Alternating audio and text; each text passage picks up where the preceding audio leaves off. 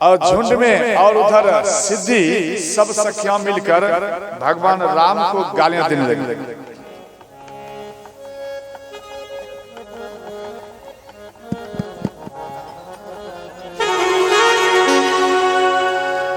राम जी से पूछे जनकपुर के नारी, बता दब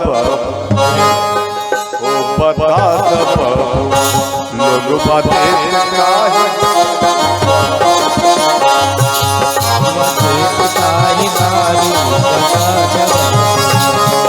राम जी से पूछे जोर से बजा। राम जी से पूछे जनकपुर के नारी, बता दब हो बता दब लोग बातें काहे लोग बातें काहे।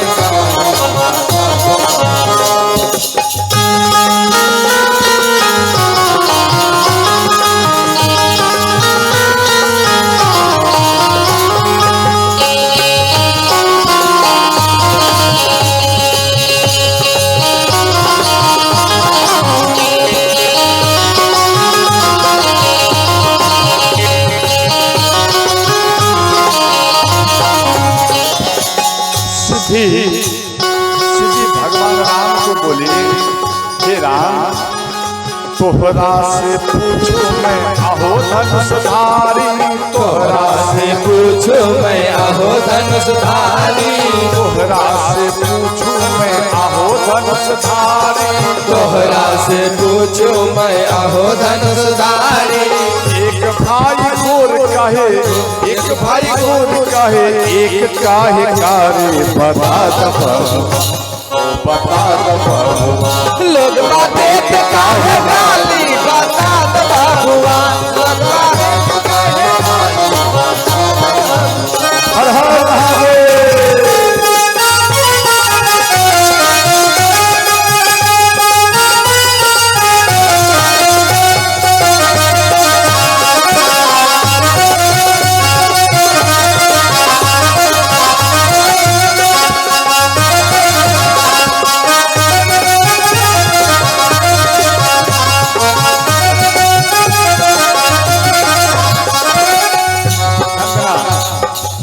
वहां पे वृद्ध माता आई।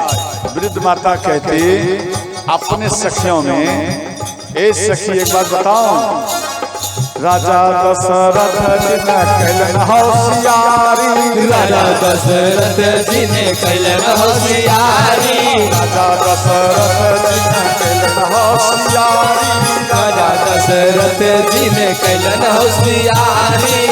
एगो मरद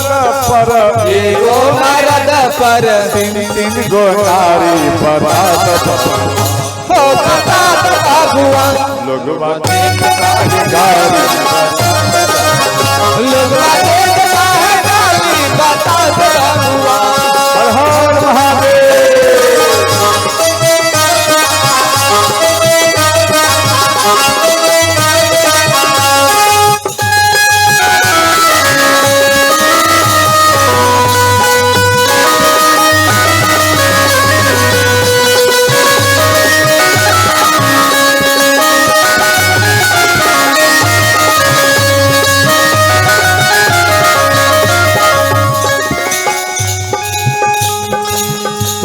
माता कहती गुरु वशिष्ठ को देखकर, गुरु वशिष्ठ को देखकर वृद्ध माता बोली कि बहन एक बार बताओ। बोले बताओ। ये बूढ़ा बाबा के पकल पकल दाढ़ी, ये बूढ़ा बाबा के पकल पकल दाढ़ी।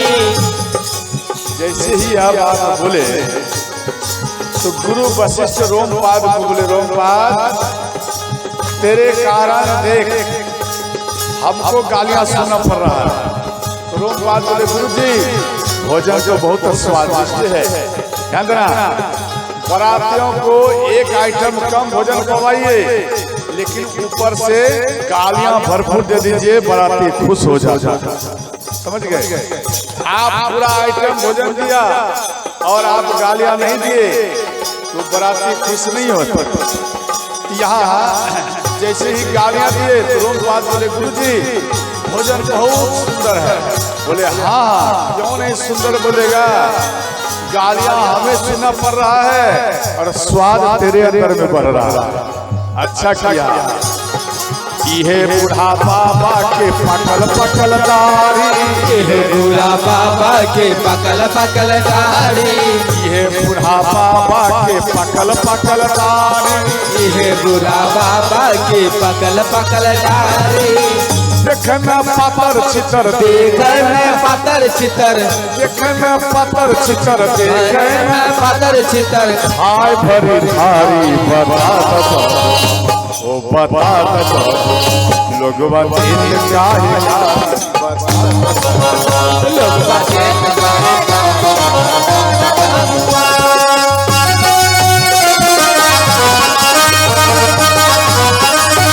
हर हर महादेव।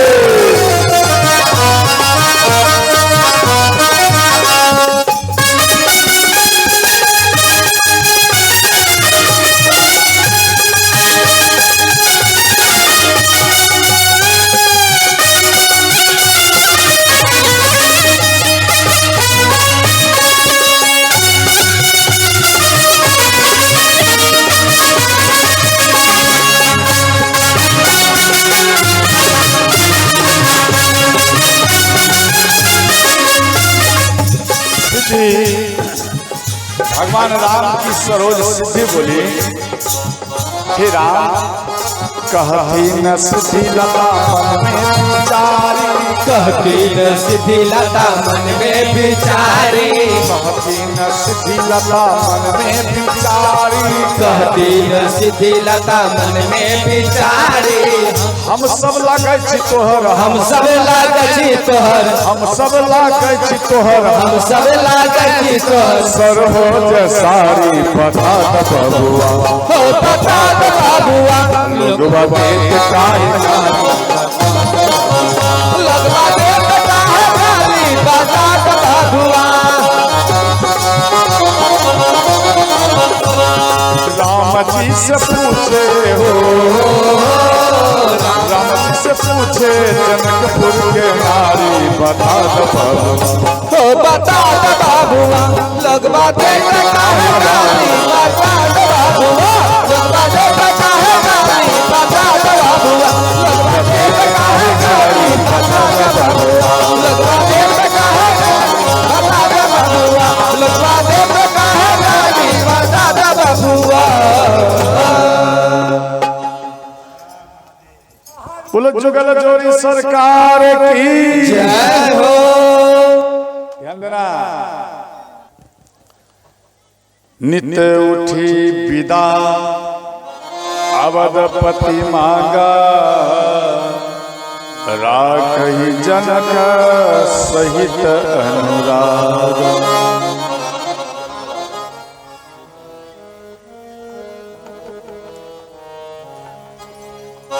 ध्यान देना। तो श्री महाराज दशरथ जी महाराज जनक जी के पास में आया, बोले हे महाराज काफी समय बीत चुका है, अब तो आप हमें विदाई कर दीजिए। देखो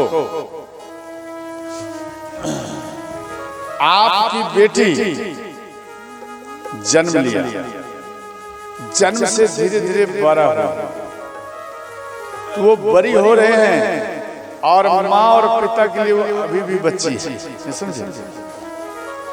और जब तक बेटी का रिश्ता कहीं कंप्लीट नहीं हुआ तब तक माँ और पिता को कोई असर नहीं पड़ता।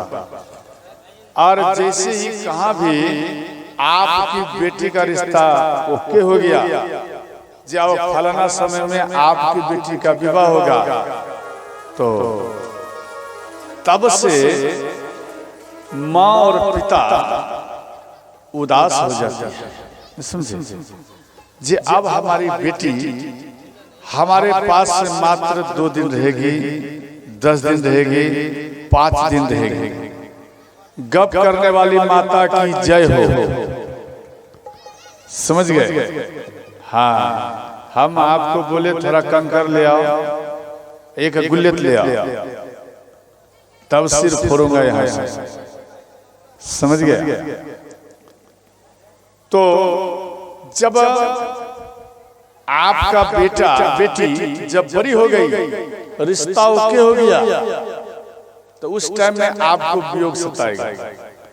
अब हमारी बेटी मात्र 10 दिन के लिए, मात्र 1 महीना के लिए, मात्र 5 दिन के लिए, जैसे आप डेट फिक्स किया अपनी बेटी का विवाह करेंगे, उस टाइम आपका एक एक दिन एक एक वर्ष के समान बीतता है, समझ गए? और ऐसा लगता जब हमारी बेटी चली जाएगी।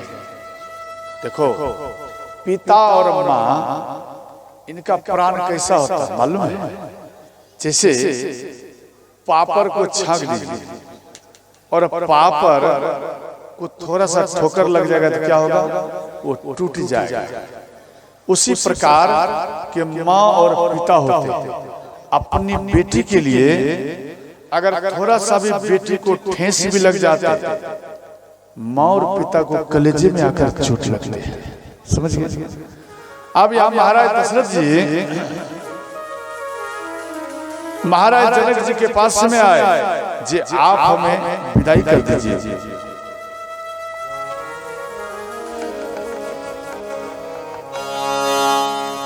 नित उठी पिता अवधपति मांगा, राखहि जनक सहित अनुरागा।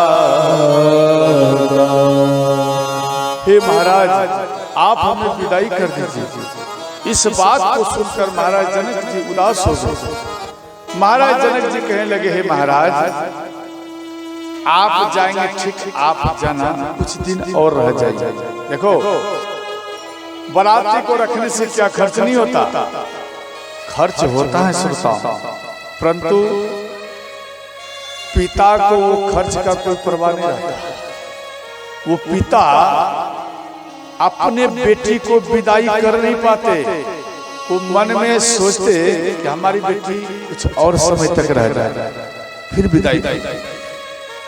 और जब आप विवाह कर दिया बेटी का, तो जैसे ही आप विवाह कर दिए, तो जैसे ही कभी कभी देखना कुछ कुछ लड़के पात्र ऐसे होते, सूर्य उदय ठीक से नहीं हुआ और बेटी का विवाह का नियम जो होता, नियम होता ना, विधि व्यवहार, वो भी ठीक से नहीं हुआ और वो तुरंत बोलेगा ए जल्दी में विदाई करो, लड़ जाता।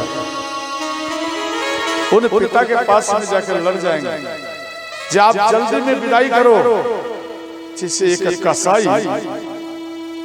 एक कसाई मानो किसी बकरी को या बकरा को खरीद लिया या गैया को खरीद लिया, उनके गले में अपना पट्टा बांधा रस्सी से, और उसको कैसे खींच कर जाते हैं? जैसे यमराज खींचते ना, यमराज उसी प्रकार से उनको खींच कर ले जाता है। और वो गैया रोती है, वो अपने परिवार के लिए रोती है। उनका परिवार कौन है? उनका परिवार वो है जिनके बीच में वो खेल कूद कर धीरे धीरे गैया बड़ी हुई, उनका वो परिवार है। उसी प्रकार से बेटी है, वो बेटी का परिवार वो है जिन्होंने जन्म दिया और धीरे धीरे आंगन में गोद में वो बेटी धीरे धीरे बड़ी हुई। और वो बेटी जब बड़ी हो गई और उनको जबरदस्ती में खींच कर ले जाता, अब विवाह हो गया, आपको इससे क्या लाभ, आपको इससे क्या मतलब है? आप बेटी को जल्दी में विदाई करो, ऐसा लड़ने लगेंगे। और वो माँ चरण पकड़ लेती है कि कुछ दिन और रहने दीजिए। और वो पिता अपने बेटी का रूप को देख करके वो पिता रोने लगता। अपने बेटी को दूर ना करो, वो पिता अपने बेटी को रोकने के लिए उनके ससुर अर्थात अपने समधी साहब के चरण को पकड़ लेते हैं और कहते समधी साहब इतने दिन रह गया, थोड़ा दिन और रह जाएगा। इस प्रकार से माँ और पिता झुक जाते बेटी के लिए। और यहाँ महाराज जनक जी झुक गए। फिर दूसरा दिन आए कि आप हमें विदा कर दीजिए। तो जनक महाराज दशरथ जी के चरण पकड़ और बोले, हे महाराज कुछ दिन और रह जाए। तो अंत में इधर महाराज जनक जी के पास में महाराज दशरथ जी फिर दोबारा आए।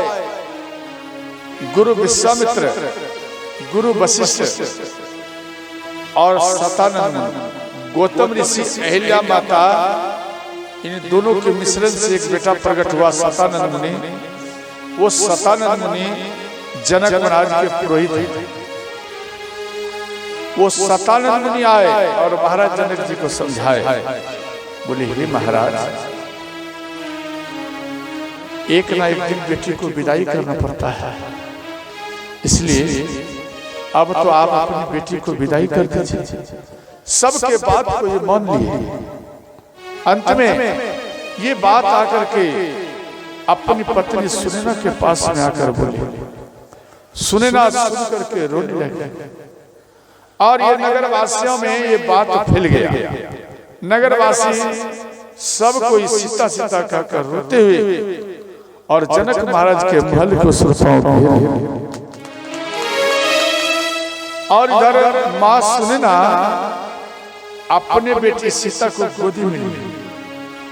बोले, बेटी आप ससुराल जा रही हैं, आप बेटी जाओ, लेकिन इन माँ को कभी अगर बेटी आपको समय मिले, आप अपने ससुराल में काम काज करना।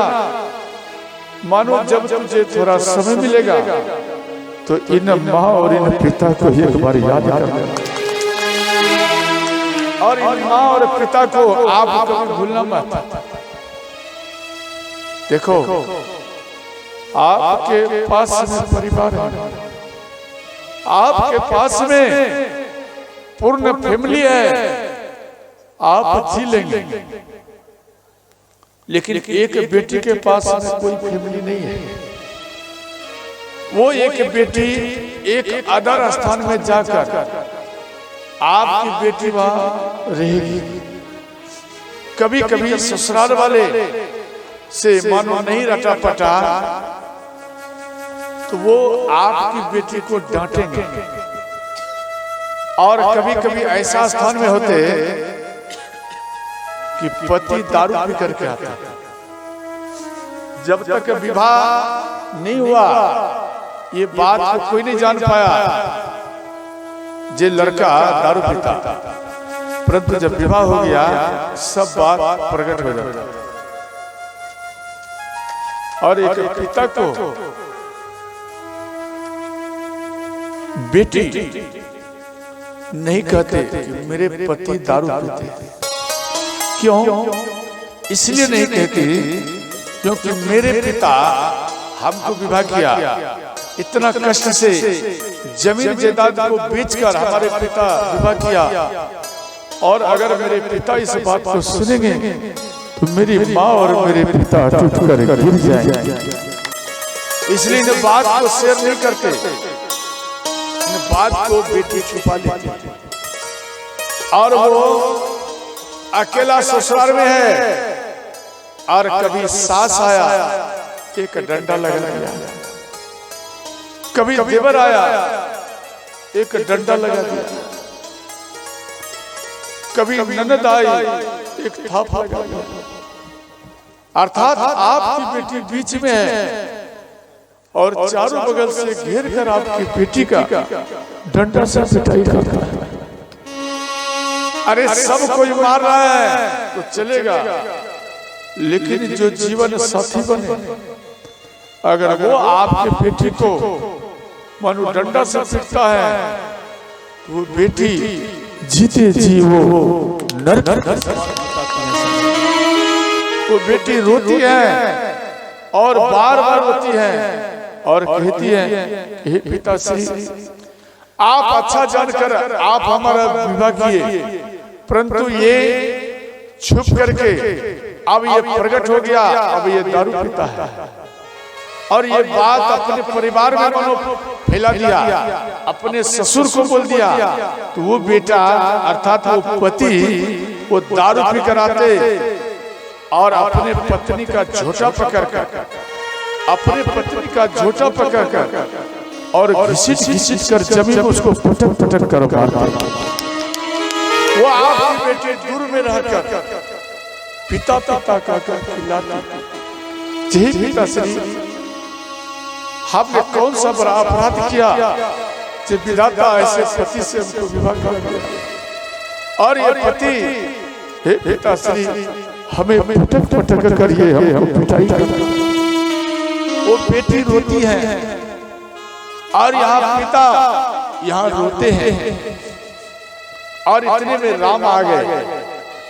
राम मां सुनैना के चरण में प्रणाम किया और सुनैना के चरण में प्रणाम कर और भगवान राम बोले, माँ आप हमें आशीर्वाद दो माँ, अब हम घर जा रहे हैं। मां सुनैना राम को हाथ बोले, हे राम, मेरी बेटी सीता आपके साथ में जा रही है। अगर मेरी बेटी सीता से मानो अनायास किसी प्रकार की त्रुटियां हो जाए, गलतियां हो जाए, तो आप मेरी बेटी सीता को आप कष्ट मत देना, आप उसको दंड मत देना, उसके बदले में क्षमा स्वयं मैं मांगती हूं। माँ बेटी के सुरक्षा के लिए, उनके रक्षा के लिए माँ झुक जाती है और राम के चरण में गिर गई मां सुनैना। राम के चरण को पकड़ लिए और बोले, हे राम, मेरी बेटी सीता को आप क्षमा कर दें। भगवान राम तुरंत अपनी मां के हाथ को पकड़ लिए और बोले, मां आप मत घबराओ, हम सीता को अपने प्राण से भी ज्यादा प्रेम दूंगा और कभी कष्ट नहीं दूंगा। जब मां सीता स्वयं अकेली वनवास जा रही थी एक धोबी के कहने पर, तो भगवान राम को सीने में चोट आया। भगवान राम बार बार रोते थे, हे विधाता, हम अपनी मां सुनैना को वचन दिया हो, जे आपकी पुत्री सीता को हम प्राण से भी ज्यादा प्रेम दूंगा, और आज ये मेरा प्राण, आज ये हमारी पत्नी सीता आज हमें छोड़ करके जा रही है। अर्थात मेरा वचन झूठा हो गया, मेरा वचन झूठा है। मां सीता आकर के भगवान राम के चरण में प्रणाम किए, बोले, हे नाथ, आप क्यों उदास, आप उदास मत रहिए। मेरे जीते जी अगर आपके ऊपर कलंक आ गया तो मेरा जीना बेकार है, और हमारे रहते हुए आपको कोई समाज में उंगलियां दिखावे तो हम वो बर्दाश्त नहीं कर सकते।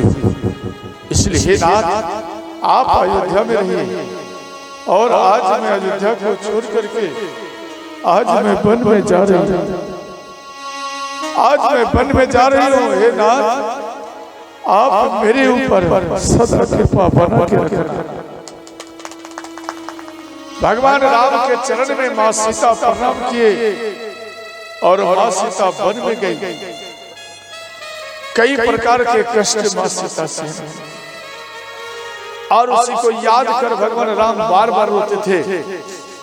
और इधर मां सीता के चरण में, मां सुनैना के चरण में भगवान राम प्रणाम कर चले आए। और इधर श्री मां सुनैना अपनी बेटी सीता को गोद में बिठाया, बोले, बेटी, आप ससुराल जा रही हैं, आप जाओ, लेकिन बेटी सब कोई भोजन कर ले तब अंत में आप भोजन पाना। अर्थात सबको पहले भोजन पवाना और अंत में भोजन पाना। कभी कभी ऐसा होता बेटी, आप जब भोजन पवाएंगे तो भोजन समाप्त हो जाता है। भोजन नहीं बचा, बेटी घबराना मत, आप किसी को मुख मत खोलना। आप एक गिलास जल को गर्म करना, थोड़ा नमक को डाल देना और उस जल को आप पी जाना। लेकिन बेटी जल पी करके जीविका निर्वाह कर लेना, लेकिन बेटी किसी के पास मुख को मत खोलना। पहले और अंत में सब सो जाए तो अंत में बेटी सोना, और सबके जगने से पहले आप जगना। देखो ये संस्कार अपनी बेटी को मां दे रही है। सबको जगने से पहले आप जगना। आज की बेटियां क्या करती हैं? सास झाड़ू मार दिया, ध्यान देना, सास झाड़ू मार दिया, पोछा लगा दी और भोजन भी बना दिए। जब भोजन देख लिया कि अब तैयार हो गया, इसके बाद ये धीरे धीरे अब वो उतर कर आएगी, बेड पर से उतर कर आएगी और अंत में कहेंगे सासू माता को थोड़ा चाय दे। आज की बेटियां ऐसी, लेकिन ऐसा नहीं करना चाहिए, समझ गए? अपने सास से प्रेम करो माँ के जैसा, अपनी माँ के जैसा प्रेम देना करो। तो अंत में ध्यान देना, माँ सुनना कहती कि बेटी आप मेरे घर की लक्ष्मी हैं, तू लक्ष्मी मेरे आंगन की, तू लक्ष्मी मेरे आंगन की, तू लक्ष्मी मेरे आंगन की, तू लक्ष्मी मेरे आंगन की। जा बेटी घर साजन की, जा बेटी घर साजन की,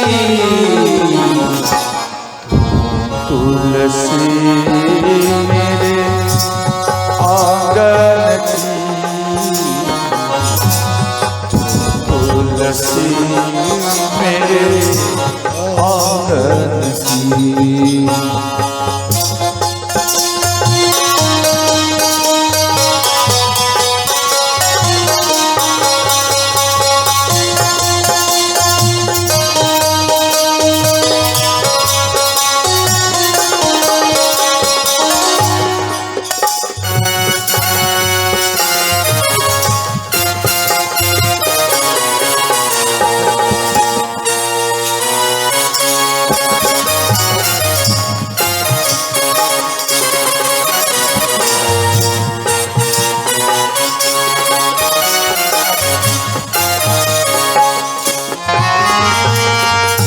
साथ रहेगी माँ की दुआएं, दूर रहेगी सारी बुराई, साथ रहेगी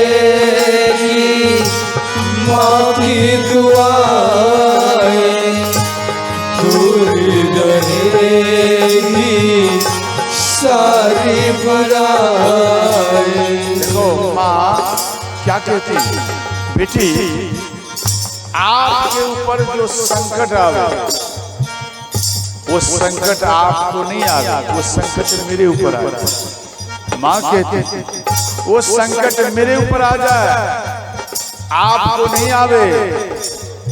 सब बुराइयां करते रहे, आप निर्मल होकर ससुराल में रहना। माँ इस प्रकार से अपने बेटी को समझाती है, ज्ञान देती है। साथ रहेगी माँ की दुआएं, दूर रहेगी सारी बुराई। साथ रहेगी माँ की दुआएं, दूर रहेगी सारी बुराई।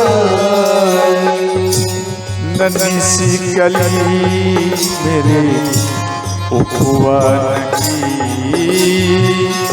नन्ही सी कली मेरे उपवन की। तो लक्ष्मी मेरे आंगन की, तू लक्ष्मी मेरे आंगन की।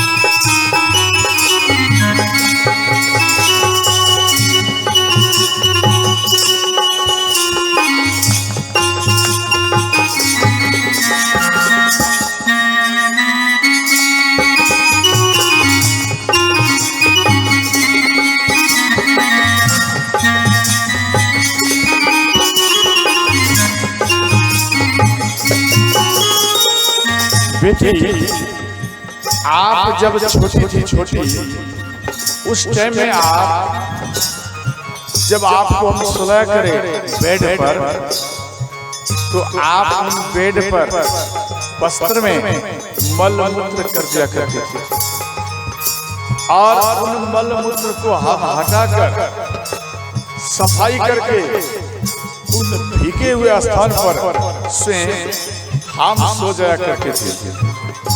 और जो सूखा स्थान था बेटी, उन स्थान में हम आपको सुलाया करते, और उसके बाद आप सोती थी। जब आप सो जाए तब हमको नींद आता था, वरना हम रात भर जगे रहते थे। नींद की जैसी दौलत खोई, जब तू सोई तब मैं सोई। नींद की जैसी दौलत खोई, जब तू सोई तब मैं सोई। ये तो कहानी तेरे बचपन की, ये तो कहानी तेरे बचपन की। तू लक्ष्मी मेरे आंगन की, तू लक्ष्मी मेरे आंगन की। देखो बेटी, बाप का एक ही है कहना, पहले आपको एक माँ थी एक पिता था, परंतु अब बेटी विवाह के बाद अब आपको दो माँ है दो पिता है। इसलिए बेटी दोनों के तरफ से जो भी बातें आवे आप दोनों का लाज बचाएगा बेटी। बाबुल का बस ये है कहना, लोग लाजई जत है कहना। बाबुल का ये है कहना, लोग लाजई जत है कहना। लाज बचाना बेटी असुवन की, लाज बचाना मेरी असुवन की लक्ष्मी मेरे आंगन की लक्ष्मी मेरे आंगन की जा बेटी घर साजन की जा बेटी घर साजन की तुलसी मेरे आंगन की तुलसी मेरे आंगन की बेटी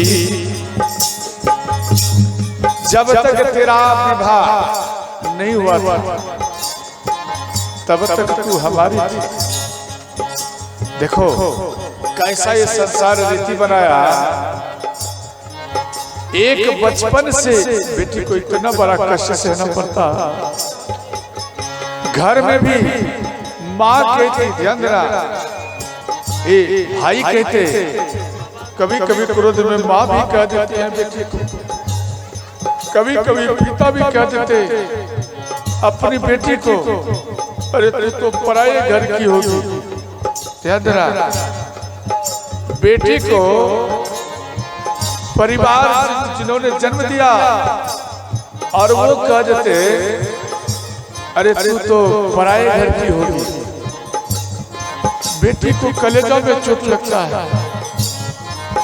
और जब ससुराल में आते तो सास ससुर भी कहते, पति भी कहते, ये सब कहते हैं अरे उसका क्या कहना, वो तो पराये घर की बेटी है। अर्थात जिस बेटी को आपने जन्म दिया, क्या इस प्रकार का शब्द सुनना पड़ता है। घर में है तो भी पराया है और ससुराल में गई तो भी पराया है। वो बेटी इन बात को सुनकर वो गिर जाती है, टूट जाती है। हे विधाता, आपने हमको जन्म दिया और नहरा में भी ये बात को सुनना पड़ता है और ससुराल में भी इस बात को सुनना पड़ता है। जो आप पराया है, क्या मैं पराई हूँ? जिस माँ ने हमें 9 महीना तक अपने गर्भ में धारण किया, जिस पिता ने हमें गोद में लेकर हमें कंधा में बैठा कर मेला घुमाया, और उस पिता के लिए, उस माँ के लिए मैं पराई हो गई। इस बात को सुनकर बेटी टूट जाती है, बेटी रोने लगती है। इस बात से है कि बेटी को धक्का लगता बाप में। ऐसे शब्दों का उपयोग नहीं करना चाहिए, वरना बेटी टूट जाएगी। और जब तक कुमारी थी ये बेटी आपके पास में आपकी है, और जैसे ही विवाह हो गया इनके ऊपर से आपका अधिकार हट जाता है। अब ये ससुराल वाले का अधिकार हो जाता है। सब कुछ है अब साजन तेरा, कुछ भी नहीं हक तुझ पर मेरा। सब कुछ है अब साजन तेरा, कुछ भी नहीं हक तुझ पर मेरा। जिस बेटी के ऊपर इतना हक था अब वो हक नहीं रहा, अब उनके साधन का हक आ गया।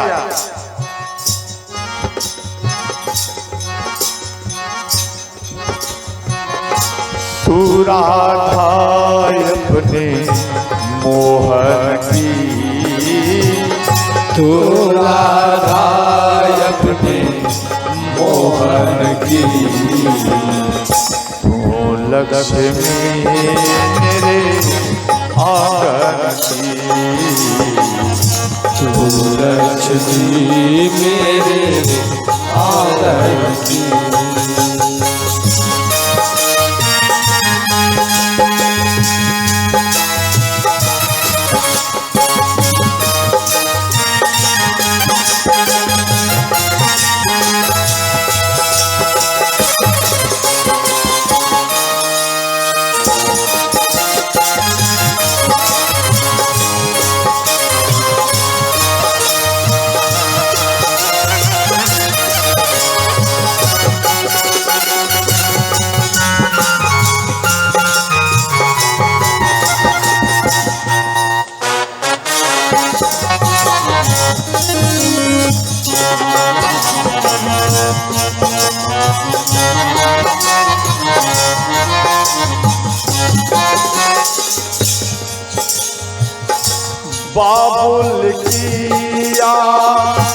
बात रुधिर है द्वार पे तेरी डोली खड़ी है। बाबुल किया बाज रुधिर है द्वार पे तेरी डोली खड़ी है। हालत बुरी है तेरे सखिया की, हालत बुरी है तेरी सखिया की। तू लगे मेरे आकर की, तू लक्ष्मी मेरे आंगन की। देखो माँ कहती कि बेटी राह वफा में बेटी संभलना, अब उस घर से मर कर निकलना। राह वफा में बेटी संभलना, अब उस घर से मर कर निकलना।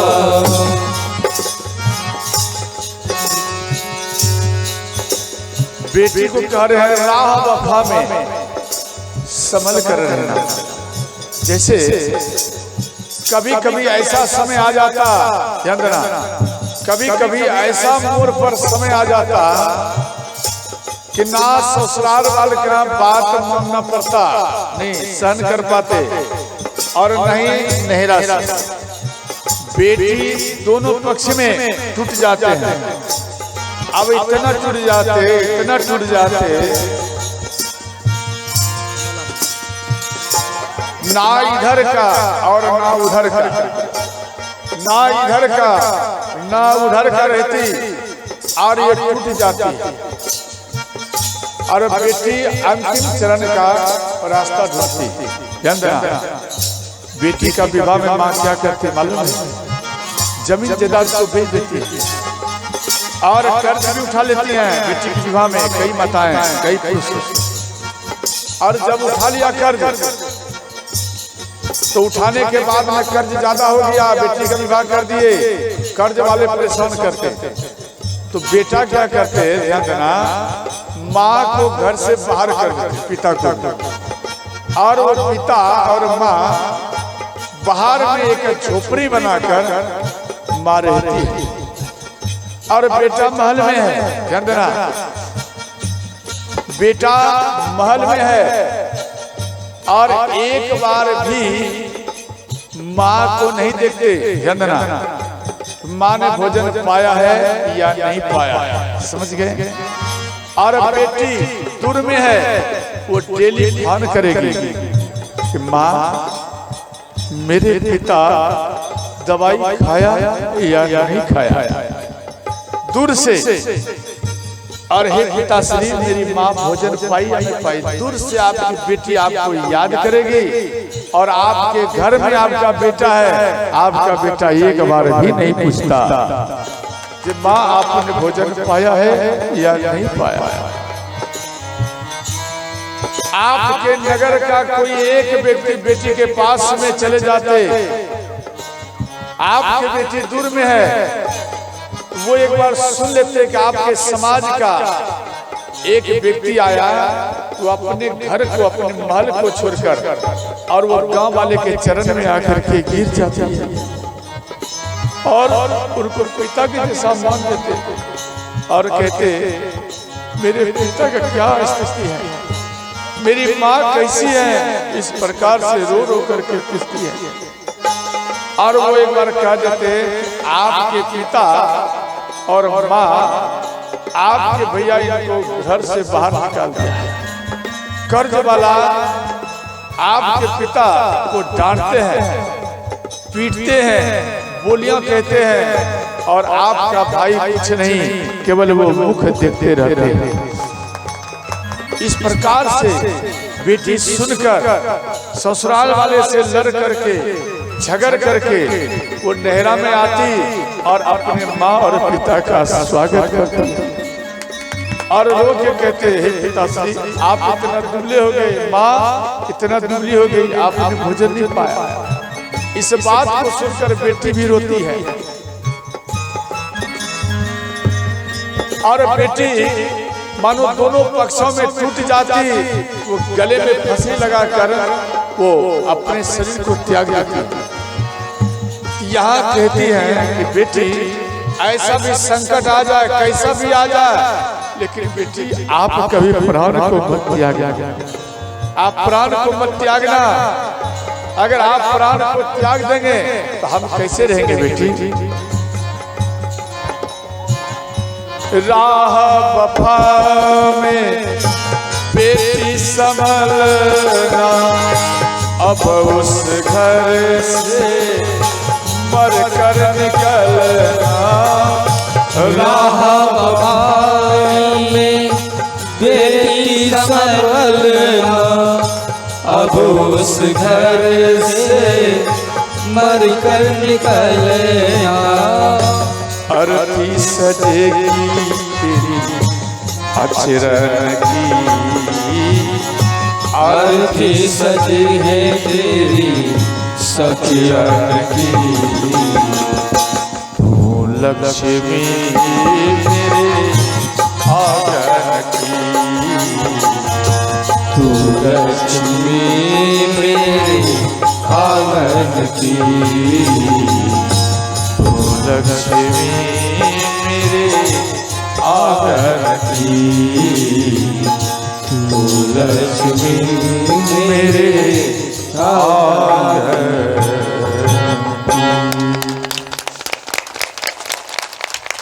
इस प्रकार से माँ रोती है, बेटी रोती है। देखो जब माँ सीता सखियां लेकर आगे बढ़ी माँ सीता को, तो एक तोता मैना माँ सीता पाली थी, समझ गए।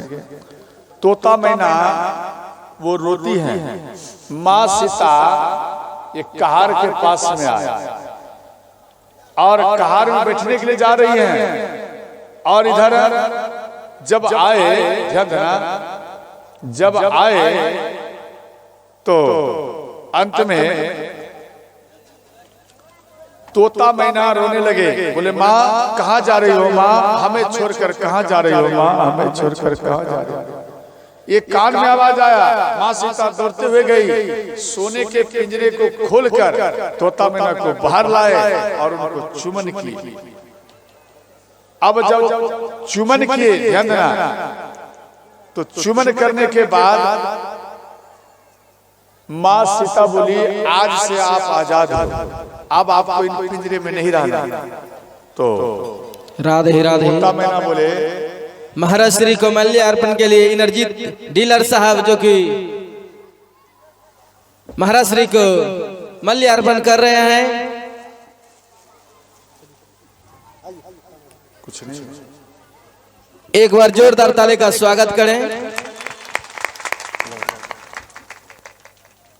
एक भी नहीं रखता बच्चा, बहुत सुंदर।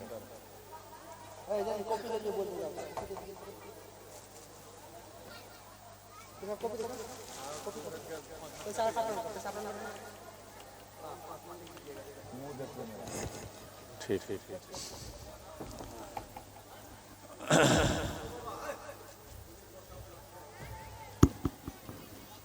हम डीलर साहब को आग्रह करें कि आप दो शब्द रखने की कृपा करें। जय सिया राम।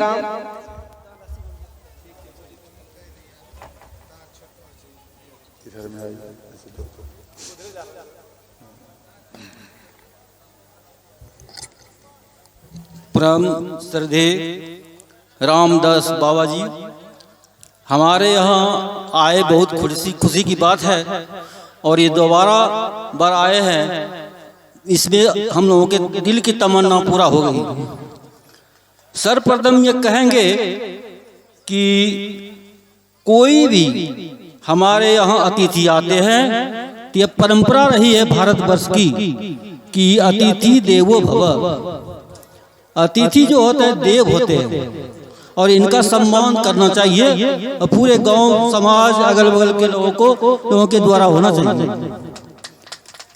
बाबा से मैं विनती करता हूं कि मेरे गांव में एक कट्ठा भी जमीन जो है ये सामूहिक स्टेज बनाने के लिए नहीं है, लेकिन इस बार अनिरुद्ध प्रसाद शाह और वार्ड जो है मनीष कुमार शाह ने जमीन का जो है दान किया है, जिसमें हम आपसे अनुरोध और आशीर्वाद मांगते हैं इस स्टेज को बनाने में और स्कूल को बनाने में हम लोगों को, हमारे गांव को आशीर्वाद देंगे, जो कि सब लोगों ने मिलकर हार्दिक, मानसिक और शारीरिक सब तरह से हिम्मत देकर उस स्थान को देव स्थान, सरस्वती स्थान, उसके बाद स्कूल निर्माण का कार्यक्रम होगा, जिसमें आपका आशीर्वाद महत्वपूर्ण है।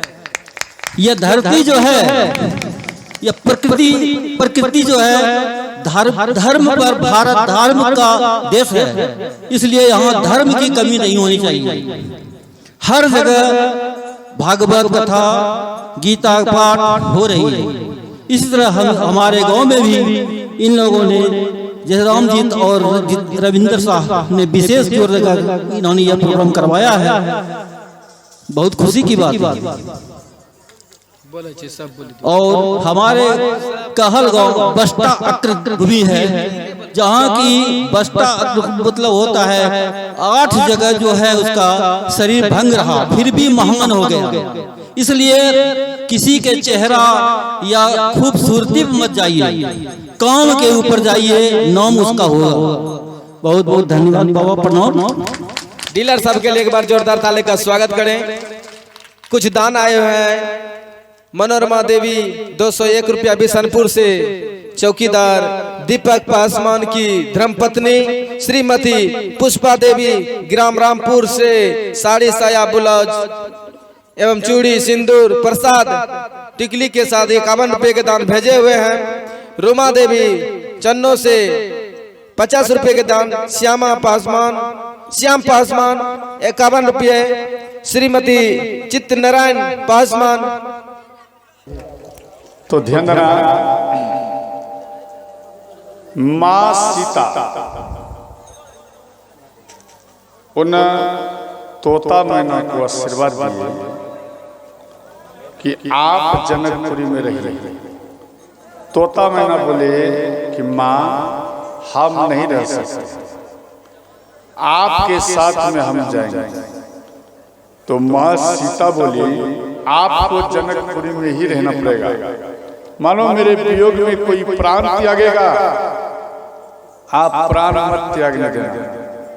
मेरा आवाज आपके कंठ में बसेगा और कोई प्राण अगर त्यागने पर आएगा तो आप मेरे आवाज में बोल करके उन व्यक्ति को आप संतोष धारण दिलाएंगे, परंतु उसको मरने नहीं देंगे। ये मेरा आशीर्वाद है। ये काम आपका रहेगा, मेरा आवाज आपके कंठ में रहेगा। समझ गए? और इसके बाद माँ सीता पालकी में बैठी। पालकी में जैसे ही बैठी तो कहार जो होते कहार, एक व्यक्ति इधर एक व्यक्ति पीछे, 2 व्यक्ति कहार में लगते हैं। अब कहार उठा रहे हैं तो कहार नहीं उठ रहा है, अब कहार नहीं उठ रहा है तो 2-4 और व्यक्ति इधर 2-4 उधर लगे, फिर उठा रहे हैं, फिर भी कहार नहीं उठ रहा है। अब 20 व्यक्ति इधर लग गया, 20 व्यक्ति उधर लग गया, पीछे में 40 व्यक्ति, फिर भी माँ सीता को कोई हिला भी नहीं पाए। कोई नहीं हिला पाए। और ये बात भगवान राम के कान में आया। भगवान राम मन में बात कर रहे हैं कि देवी आपके कहार को क्यों नहीं उठा रहे, क्यों नहीं उठा पा रहे, क्या बात है? तो माँ सीता बोली, हे भगवान आपसे कुछ निवेदन है, मन में बात चल रहा है, आपसे कुछ निवेदन है। तो भगवान राम बोले देवी क्या निवेदन है? बोले भगवान जब हम इस जनकपुरी को छोड़कर साकेत लोग जाऊंगा तो ये जनकपुरी के जितना भी व्यक्ति हैं सब मेरे लिए प्राण से भी ज्यादा प्रिय है। इसलिए आपसे विशेष नम्र निवेदन है भगवान कि आप इन सभी नगरवासियों के यानी जनकपुर के नगरवासियों को सबको आप अपने लोक में स्थान देना, यही मेरा मांग है, तभी ये पालकी उठेगी। भगवान राम बोले देवी तथास्तु, ऐसा ही होगा। इतने में कहार आकर माँ सीता के चरण में प्रणाम किया और चरण में प्रणाम कर माँ सीता जन्ना रोने लगी और कहार इस सब व्यक्ति रोने लगे। बोले माँ क्या बात है जे आपके चरण आपके पालकी को नहीं उठा पा रहा? माँ सीता बोली भैया अब आप पालकी उठाइए, अब ये पालकी उठ जाएगी। तो जैसे ही पालकी को उठाने के लिए गए 20 आदमी, तो 20 आदमी का जरूरत नहीं, एक आदमी से ही वो फूल के समान हो गया पालकी, फूल के समान। जैसे ही उठाए जैसे खाली पालकी को हम उठा रहे हैं ऐसा महसूस हुआ, पालकी समेत हल्का पड़ गया और जैसे ही उठाए सब खुश हो गए। इसके बाद जा रहे हैं तो जैसे ही आगे चले तो श्री जनक महाराज ये भी पीछे पीछे जा रहे हैं, समझ गए?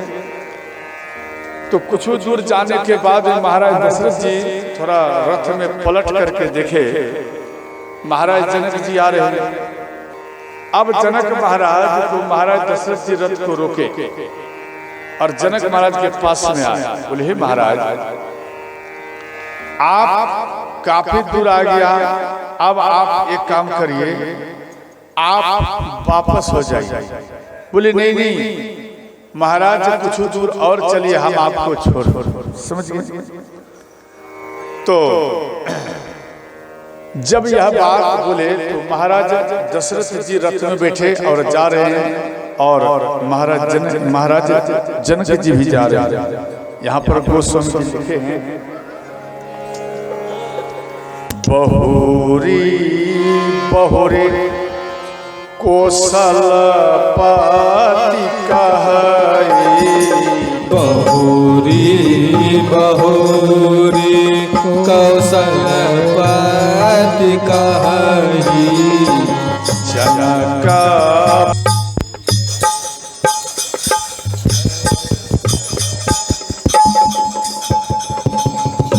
ध्यान देना, बहुरी बहुरी कौशलपति कहई कि आप कौशलपति मना कौशल्या के पति, समझ गए? महाराज दशरथ जी वो बार बार कहने लगे आप वापस हो जाइए, महाराज काफी दूर आ गया। तो महाराज जनक जी बोले हे महाराज कुछ दूर और चलिए, आपको हम छोड़ दो। तो अंत में महाराज दशरथ जी आगे जा रहे हैं, इधर बेटी के वियोग में महाराज जनक जी को रास्ते में कुछ मालूम नहीं पड़े, जे कहाँ कंकर है कहाँ पत्थर है सब भूल गए, केवल बेटी का पालकी देख रहे हैं और जा रहे हैं। तो चरण में एक शिला का ठोकर लगा तो महाराज जनक जी ध्यान से जमीन में गिर गए और एक शिला का चोट लग गया सिर में, तो सिर फट गया और वो रक्त बहने लगा। उन रक्त से शरीर लाल हो गया और जमीन में धूली लिपट गया, धूली मतलब मिट्टी लिपट गया। और जब मिट्टी लिपट गया तो महाराज दशरथ जी फिर दोबारा देखे, तो जैसे ही दोबारा देखे तो शरीर तो लाल हो गया। बोले भैया जरा रथ को रोको, तो रथ को रोका गया। महाराज दशरथ जी उतरे, इतने में पालकी भी रोक दिया गया। माँ सीता मन में सोची अभी तो अयोध्या नहीं आया है, तो ये पालकियां कैसे रोक गया?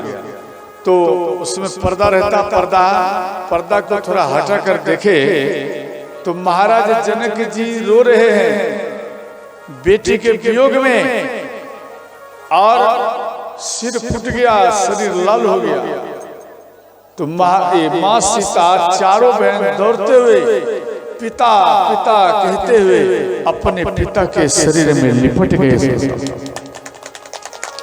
लिपट गए और अंत में बोले, हे पिताश्री, आपका सिर फूट चुका, आपका शरीर लाल हो गया। महाराज जनक जी बोले, बेटी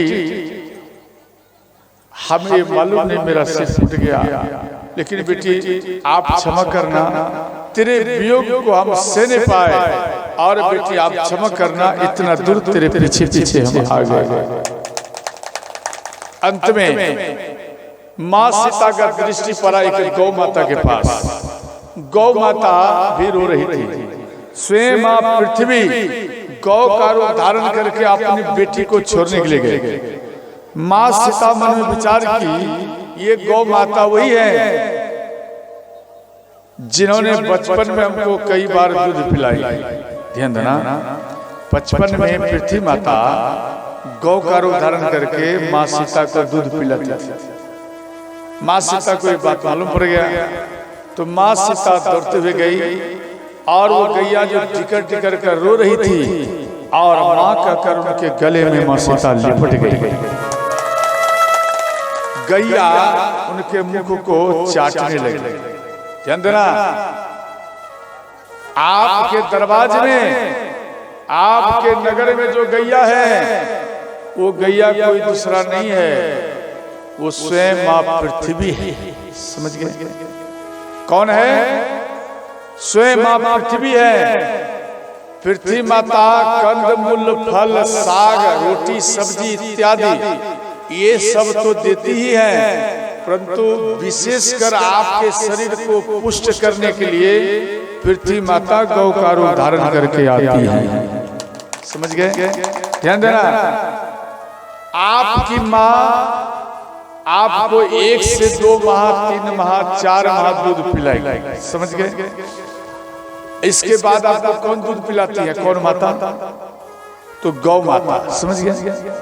इसके बाद गौ माता आती आपके शरीर को पुष्ट करने के लिए, आपको दूध पिलाती। लेकिन आप उनका परिचय क्या देते हैं? आप उनका क्या परिचय देते गौ माता को? जब वो गौ माता वृद्ध हो जाती, तो आप उन गौ माता को एक कसाई के हाथ में आप बेच देते हैं। ये सबसे बड़ा अपराध किया आपने। गौ माता अब दूध नहीं दे पाती, उनका शरीर काम नहीं कर रहा है, तो आप उनको बेच दिया। अरे उसी प्रकार की आपकी माँ है जिन्होंने आपको जन्म दिया है, वो भी तो अब वृद्ध हो गया, किसी काम का नहीं, उस माँ को भी कसाई के हाथ बेच दो। क्यों? इसमें पावर नहीं आएगा, इसके मुख में बोली है, पावर नहीं आएगा, और गौ माता कुछ बोल नहीं पाती, और आप चंद पैसों के लिए गौ माता को कसाई के हाथ बेच देते। याद रखना, वो कसाई गौ माता को लेकर जाते, वो गौ माता को एक खुट्टे में बांध देते। मानो आपका गैया है, समझ गए? एक मजबूत खुट्टा में बांध देगा, और गले में मजबूत रस्सी बांध देता है। 4-5 कसाई मिलकर मुंगरा लेते। समझ गए? और गौ माता को पीटते, हर अंग में डंडा मारते, इतना मारते गौ माता तरफ तरफ करके रोती है। और गौ माता कहती है, बच्चों, क्या मैंने तुझे इसी दिन के लिए दूध पिलाई थी, और मेरे दूध का यही सिला दिया? देख बेटा, ये कसाई मुझे कितना बेरहमी से पीटता है।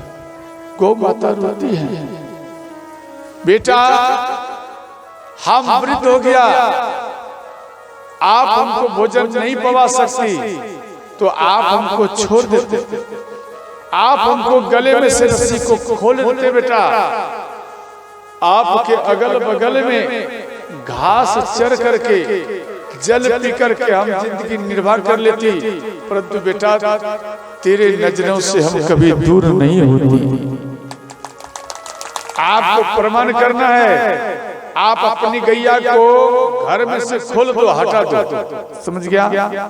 आप दूसरे गांव में दिया, फिर भी वो गैया धीरे धीरे अपने बच्चों को, बच्चा कौन है? बच्चा आप हम हैं। क्यों? उनका स्तन का दूध पान किया है, तो आप बेटा नहीं हुए? आप बेटा हैं, आप बेटी हैं, तो अपने बच्चों को याद कर वो गौ माता फिर आपके आंगन में आकर के वो गौ माता खड़ी हो जाएगी, दरबार में आकर खड़ी हो जाएगी। क्यों? अपने बच्चों से कोई माँ कभी दूर होती है क्या? नहीं होती है। और यहाँ गैया को चंद पैसों के लिए आप बेच दिया, और ऐसा मशीन निकला, गौ माता को पहले पीटता है, गौ माता रोती है, और मुख में वो जाली लगाता, इधर से पीटेगा और इधर से जाएगा गैया, और अनायास उसके मुख में जाली लगाएगा, और जीते जी उनका चमड़ा को खींच लेता है। जीते जी, ऐसा नहीं मार दो तब खींचो, नहीं, वो जीवित अवस्था में उसका चमड़ा को खींच लिया जाता है। अब सोचो, एक मानो कांटा गर जाते ना, चरण में कांटा चुभ जाते तो आपका प्राण निकलने लगते, और यह चमड़ा जीवित में खींच रहा है, आपको कैसा लगता होगा? सोचो, याद रखना, जो गौ माता को बेचते कसाई के हाथ में चंद रुपया के लिए, वो कई जन्म तक कंगाल के रूप में ही इन पृथ्वी पे भटकेगा। और दूसरा याद रखना, जो गैया को कसाई के हाथ में बेचेंगे, उसके घर में 7 जन्म तक, ध्यान देना, अकाल मृत्यु ही उनका ही सामना करना पड़ेगा। जैसे जवान पति चला गया, जवान पत्नी चली गई, जवान बेटा चला गया, जवान पोता चला गया, ये सब आपको जीवित अवस्था में देखना पड़ेगा, समझ गए? और इसी का दोष है, इसलिए कभी भी भूल से गैया को आप कसाई के हाथ में मत बेचना, समझ गए? अंत में वो गैया माँ सीता के आंचल को पकड़कर, हाथ को पकड़कर अपने मुख में लिए और उनको पालकी में बिठाए, बोले बेटी आप जाओ, और इस माँ को कभी जीवन में मत भूलना, इस माँ को आप बराबर याद करते रहना। माँ सीता आगे बढ़ी, ध्यान देना, जैसे आगे बढ़ी, अयोध्या के नगरवासी सब जान गए कि सीता आ गई।